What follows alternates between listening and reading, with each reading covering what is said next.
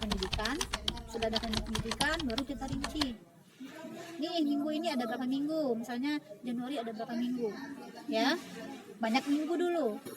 Februari berapa dan sekian gitu kan. Terus setelah hitung berapa banyak minggu, lihat lagi Januari ini ada berapa minggu yang enggak ini ada yang kepake, misalnya MOS 1 minggu 3 hari yang kita hitung 1 minggu kan minggu, ujiannya kan minggu ya kan. Nah kemudian setelah itu baru di ini jumlah minggu dikurangi jumlah minggu tidak efektif, maka itulah minggu efektif. Nah setelah hitung minggu efektifnya baru kita bisa menghitung berapa jam pelajaran di tahun itu.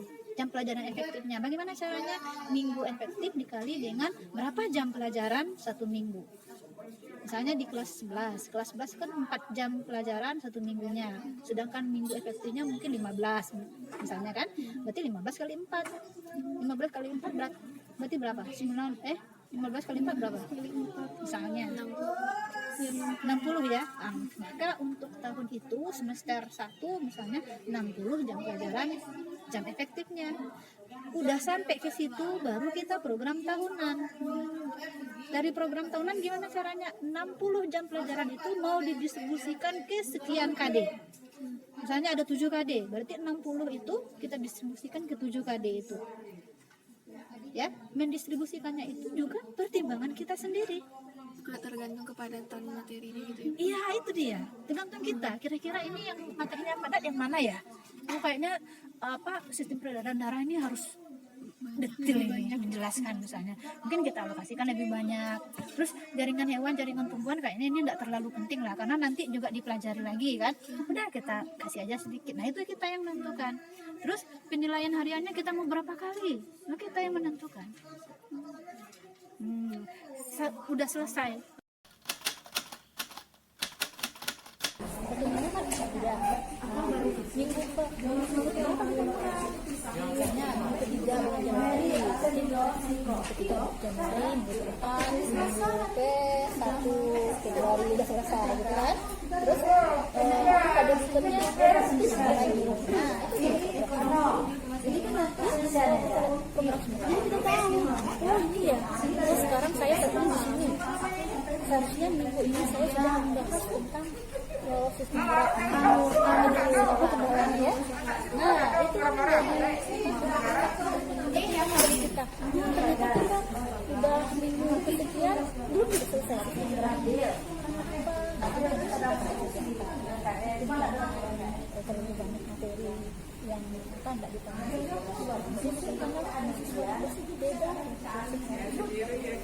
Itu jadi apa kita coba kalau kita nggak punya itu. Itulah namanya perencanaan disiplin.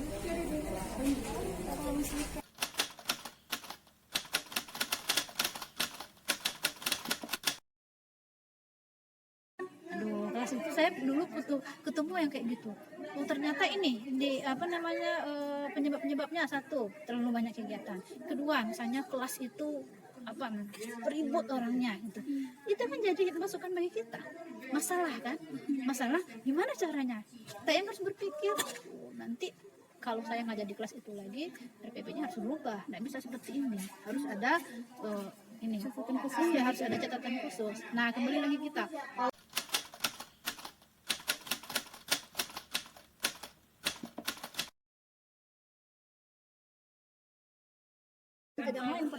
Yang pertama untuk tuntutan kurikulum dulu.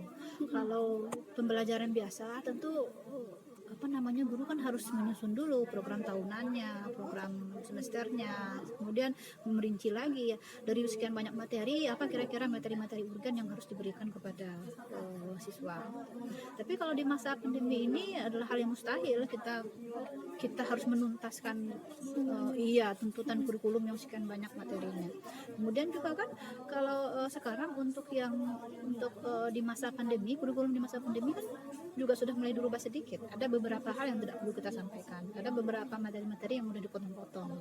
Contohnya gimana? Nah, misalnya gini, di KD 3.1 di kelas 11 ini ya, KD 3.1, KD 3.2. KD 3.1 itu tentang sel, komponen-komponen sel, kemudian komponen kimiawi sel, struktur sel, ya kan? Itu dibahas di KD 3.1. Kemudian bioproses itu dibahas di KD 3.2. Nah, sekarang KD 3.2 itu sudah nggak ada lagi. Bioprosesnya udah nggak Iya, ada. bioproses. Jadi bioproses tidak terpisah dari struktur sel. Nah, meskipun demikian, sebenarnya di 3.1 waktu kita membahas sel, mau tidak mau kan kita sudah membahas juga bioproses. Berarti implementasinya langsung ke 3.1. Iya, langsung ke 3.1 digabung. 3.2-nya udah nggak ada lagi. 3.1 jadinya ya. Nah, kemudian tentu kalau demikian, tentu kedalaman materi yang dibahas pun tidak akan sama dengan yang dipisah tadi 3.2 tadi. Ya, tentu hal seperti itu ya berpengaruh lah pada ininya, silabusnya berubah, RPP-nya juga berubah. Kemudian begini apa lagi? Tentu cara penyampaian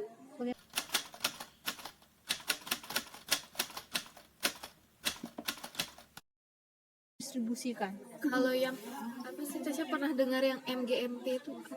Musyawarah guru mata pelajaran. Nah, kalau MGMP itu kan disusun bersama. Sama-sama. Kalau disusun bersama-sama berarti kan dia ikut di sana, berarti kan dia menyumbangkan sarannya kan. Kalau sekolah saya gimana, kayak gini bisa nggak? Kalau sekolah saya kayak gini keadaannya bisa nggak gitu. Nah, mungkin kan keadaan di SMA 1 beda dengan SMA 5 ya. SMA 1 ketika saya tayangkan YouTube berbahasa Inggris itu masih bisa ditangkap. Di SMA 5 belum tentu bisa.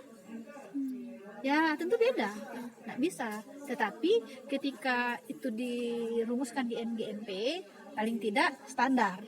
Oh ya, pakainya seperti ini aja. Seperti itu, ya.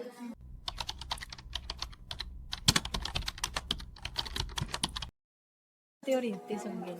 Tapi mau tidak mau, apapun yang kita kerjakan, coba kalau nggak ada, iya, kalau tidak ada perencanaan itu sama aja dengan kita jalan buta gitu, seperti orang buta jalan nggak tahu arah. Jadi namanya juga rencana.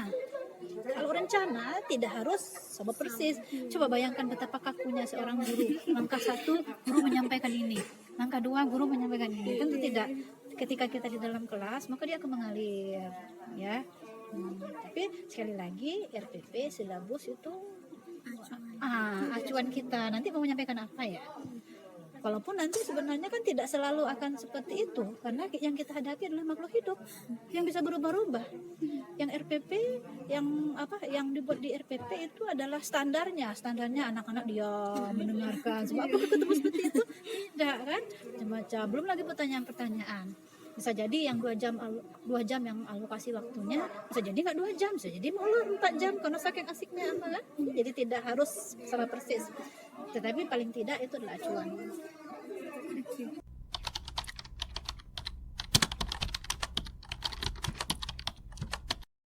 Lembar itu sebenarnya sama, cuman di RPP 1 lembar lebih lebih diringkas, dipadatkan 40 sampai berlembar-lembar, rinci nanti ulang lagi gitu. Nah, kalau di RPP 1 lembar yang harus ada itu apa? Tujuan pembelajaran, kemudian langkah-langkah pembelajaran, kemudian penilaian, cuman itu. Kalau RPP yang dulu ada standar, ada kompetensi inti, kompetensi dasarnya udah masuk ke situ, kemudian indikator pencapaian kompetensi, setelah indikator ada tujuan lagi, setelah tujuan ada langkah-langkah pembelajaran, metode, terlalu banyak gitu. Iya. Nggak efektif juga.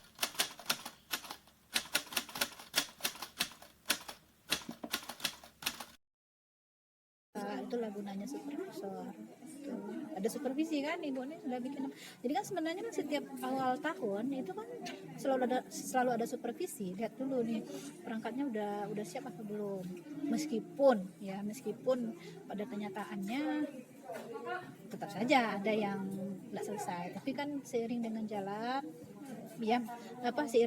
berjalannya waktu, nanti perangkatnya selesai juga. Jadi kayak ada pembaruan gitu ya Bu ya, dari perangkat pembelajaran yang udah dibuat. Seharusnya iya. Seharusnya iya, tidak bisa cuma tukar-tukar tanggal saja, tidak bisa dengan copy paste saja, karena rencana pembelajaran itu miliknya kita. Ya, RPP itu ya Itu beda-beda gitu. Dari tiap sekolah gitu beda-beda. seharusnya berbeda-beda. Jangankan tiap sekolah, tiap guru aja berbeda-beda. Seharusnya kan rencana pelaksanaan pembelajaran itu disusun sendiri oleh guru per individu. Kalau seandainya